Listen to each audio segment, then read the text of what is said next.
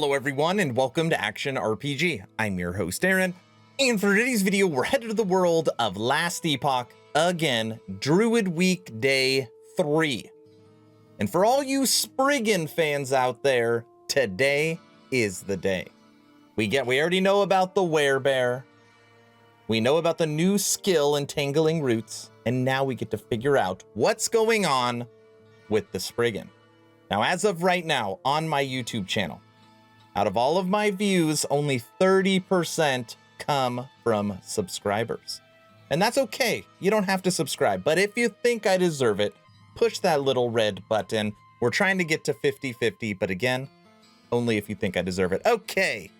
Right now we are on the official Last Epoch website under General News.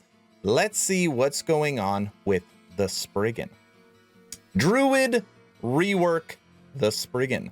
The design goal of the new Spriggan was to connect our players to the magical spellcaster rooted in nature type of fantasy. This involved committing to a couple thematic design goals. The Spriggan would not utilize any movement abilities, womp womp. Being a tree man, he can't move very quickly without breaking the fantasy. All attacks and spells should be deeply rooted in nature and magic. The two major themes expressed through gameplay should encompass the feelings of controlling the environment and summoning nature's creatures. Okay, hard stop. There's going to be a lot of hard stops during this video. I totally understand where they're going, right? A large tree would not be fast. That being said, when you're talking about the future and multiplayer, you're going to have to be able to keep up with your party. And the bear is going to have rampage and leaping abilities, right? Technically, it's going to have maybe two different movement skills, right? Where the Spriggan is going to have 0. So just right off the bat, from a gear perspective, you are going to be forced to go heavy into movement speed, okay? So, I mean, you know, if you're playing the game solo, you're playing it slow, you don't care about how fast everyone else is going, no big deal. But the Spriggan is going to be slow. Moving on. The new Spriggan visuals. I don't need to read it. This is the original concept art. They went with number 3. I guess, yeah, it looks like number 3. Okay. We've already covered this. I've already went through this on a dev chat video. It's a beefy looking tree. Really, like, it's so interesting how artists can portray muscles through bark. That is one jacked tree. And then here is the actual render. Now, I like it how the hair is like woven vines. Just to give you perspective about the difference that's about to come. Are you ready for this? You don't play Last Epoch or you've never played Spriggan. Right now you can transform into this. This is the current Spriggan in game. And it was funny because when I was streaming yesterday, everyone's like, oh, man, we're still going to miss the old one. And I totally get that. Nostalgia is a big factor. This is what we currently have. And this is what we're getting. Needless to say, from a visual perspective, it appears to be an upgrade. I mean, it's looking side by side. It's unbelievable. Okay, you get the point. Visually wise, very impressive. You could see the details, very impressive. The new transformation. Okay, here we go. We've given our new Spriggan form an exciting new transformation animation and integrated the casting of a new ability while transforming Thorn Shield. Casting Thorn Shield while transforming into Spriggan strongly communicates the fantasy of becoming a tree. It feels great in dangerous situations and connects the players with the soul of the Spriggan fantasy. The idea is like, you know, your regular druid, primalist, human. When you transform, you turn into a tree. You also get a shield, and then the thorns go out. Okay. Spriggan skills. This is what's actually important. This patch, we have updated all the abilities, which including replacing Veil Blast and Spirit Thorns and replacing Root Wall with Thorn Shield. Let's dive into each of these decisions a bit more. Spirit Thorns. The Veil Blast, while decent at single target damage, and it did really good damage single target, felt rather lackluster and its theming did not fit well. Generic green laser blast of sorts doesn't really scream nature magic. I thought it did, but I get what you're saying. Also, we're removing ice thorns from the Primalist this patch. That is really interesting. No more ice thorns. So we would be lacking in any spell cast where you're creating thorns, which is very appropriate for a nature caster. So that led us to building Spirit Thorns. This is a single target or multi-target skill that feels much more satisfying to use than Ice Thorns or Veil Blast currently does, and really hits on the Spriggan's nature theme. All right, so this is what we're getting. Spirit Thorns. I keep moving it around. See it? Shooting its thorns. They're little like homing nature missiles. Man, I just cannot get over the movement speed. Look at him. Look at it run. Oh, it's so slow. Anyways, we're not talking about that. Looks good. That looks better. All right. Thorn Shield. While we love the theme of Root Wall, a lot of people are sad we're not having Root Wall anymore. We've ultimately decided it wasn't effective or impactful enough, so it was time for it to retire. Its replacement, Thorn Shield, is a rather different skill compared to Root Wall. It forms a protective barrier of thorns around you and grants armor that reflects a flat amount of damage to the attackers. When the shield expires, a burst of thorns shoot out and damages all nearby enemies for Thorn Shield. We wanted to double down on the Thorn theme and also fully empower and support a Thorns style of gameplay. Most exciting thing. I mean, obviously the visuals are huge, but you know, when the rubber meets the road, you need to have skills, you need to have power.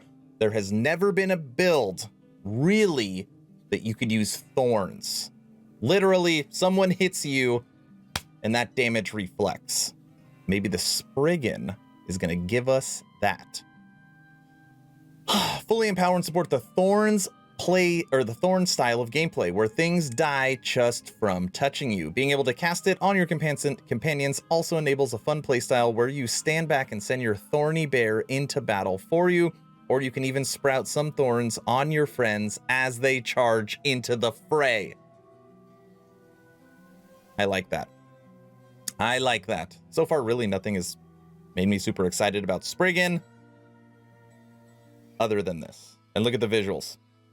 Spriggan just running around, enemies touch them, and they explode. Running very slow. Okay. Summon Healing Totem and Summon Vines. Healing Totem and Summon Vines are both keeping their current base functionality, but gain visual updates and several new options in the overhauled skill tree. The rework Spriggan form minions often feel like new skills when using them in battle. All right, so these are the new visuals. So, I mean, Healing Totem looks... it looks pretty similar. What is it? Is like the swirl around it is different?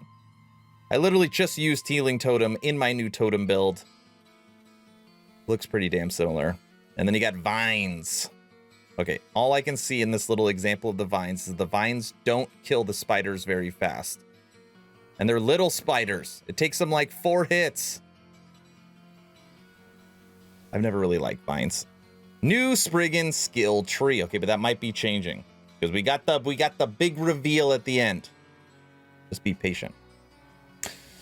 As we discussed in the Werebear blog, we're moving away from mana-based resources for all Druid transforms, and they will use the new resource called Rage. There will be many ways to recover Rage, such as examples below. Ire of Trees. Healing totems are converted to Fury totems, and now restore Rage instead of healing, but can only affect you. That's pretty good.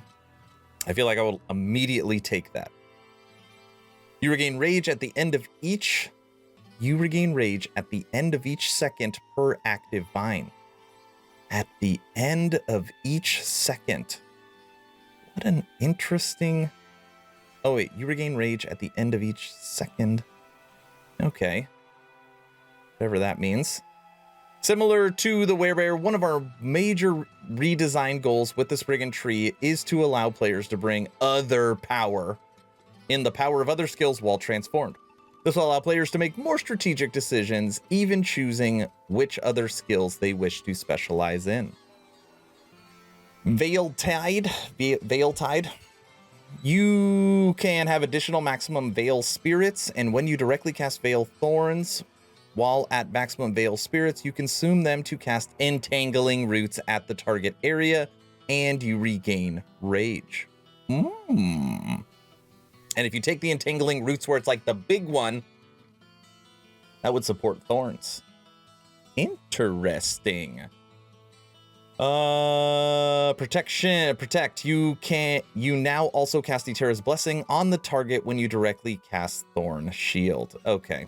So there's going to be a lot you can do with the Spriggan, but not as straightforward as the Werebear. The Werebear, it's like, okay, you're going to want Swipe. You're going to want Warcry. You're going to want Fury Leap. You're going to want maybe Earthquake. You know, it's very straightforward what skills will likely be the best in slot for that. Okay, but Spriggan is a little different. There's going to be lots of different design and builds for the Spriggan. I'm excited to see what we can come up with, all right? We're still not done. I got this last video to show you. The entire Spriggan skill tree has been redesigned with the intent to allow our community of travelers to create many new builds and explore ways to play. What I just said. Great Vine. You can only summon one vine at a time up to a maximum, but they have significantly more health, size, and melee attacks, deal significantly more damage in a larger area. I want to see the scaling tags. Show me. Okay, I'm just going to show you. Look at the giant vine. That's pretty cool. I've got a feeling you're going to be able to have more than one giant vine. I've got a feeling. I think it's going to happen. Hunter's Bane. Your vines now cast thorns from range instead of using a melee attack. This is affected by nodes on the tree that affect spirit thorns, but they only fire one projectile and Great Vine fires 3. So again, if you're making a thorn build, you can now put up your vines and then your vines shoot thorns at the enemy. Pretty cool. Barbed Thicket. You now have a chance to also cast Thorn Shield on the nearest vine when you cast Thorn Shield. Other allies with Thorn Shield deal global increased physical damage and have a chance to cause enemies to bleed. So if you want to do something dot related. And that is it. The Spriggan. You saw the Great Vine. You saw other skills you can bring in. You saw what the skills look like. You saw what this beast looks like, including what the actual transformation looks like. And you got to see some of the art. That is the Spriggan. Am I excited for the Spriggan as much as the Werebear? No. Are we going to be able to make something amazing in Spriggan? Of course we're going to be able to. Okay? So let's go through the week. This is day 3. We just broke down the Spriggan. We saw Entangling Roots, that was yesterday, and we broke down the Werebear. Tomorrow, we get the tease for the 3rd transform, and then Friday, we get the full breakdown for the 3rd transform. Am I excited? That is an understatement. When I was streaming yesterday, Reimer popped in, hung out for a few hours. By the way, thanks, Reimer. The community really appreciated that. And I kept saying, what kind of teaser are we getting? Is it going to be like, are we going to find out what it is? Right? So it's like a picture of it, a name for it, a clip of it. And we just get all the details on Friday. And he said, it's a teaser. You got to wait. He didn't answer me, but I tried to find out. Anyways, 2 more videos coming for actually 3 videos, because we have the teaser to go over, we've got the full transform to go over, and then we've got the dev chat coming up based upon Friday's stream. So lots of Last Epoch this week. Buckle up. I'm sure you've heard by now, because I just mentioned it, that I've officially started a Twitch, playing lots of Last Epoch. Mike, Reimer, they always come in. Good studio, fun time. I give away games. We do play other games as well. We make builds together. Always a good time. First link in the description below. If you'd like to go over to Twitch and support. If you haven't had a chance to join the official Action RPG Discord, please do so. We're now over 1,200 members. Great conversations every day. The idea is to create a gaming community that could jump from game to game together, so you never start the server alone. Link for that Discord is also in the description. 70-30, that's where we're at. Subscribers to views. If you think I deserve it, hit that red subscribe button. I would really appreciate it. That's all I've got. Hopefully you're entertained or at least learned something. Aaron, out.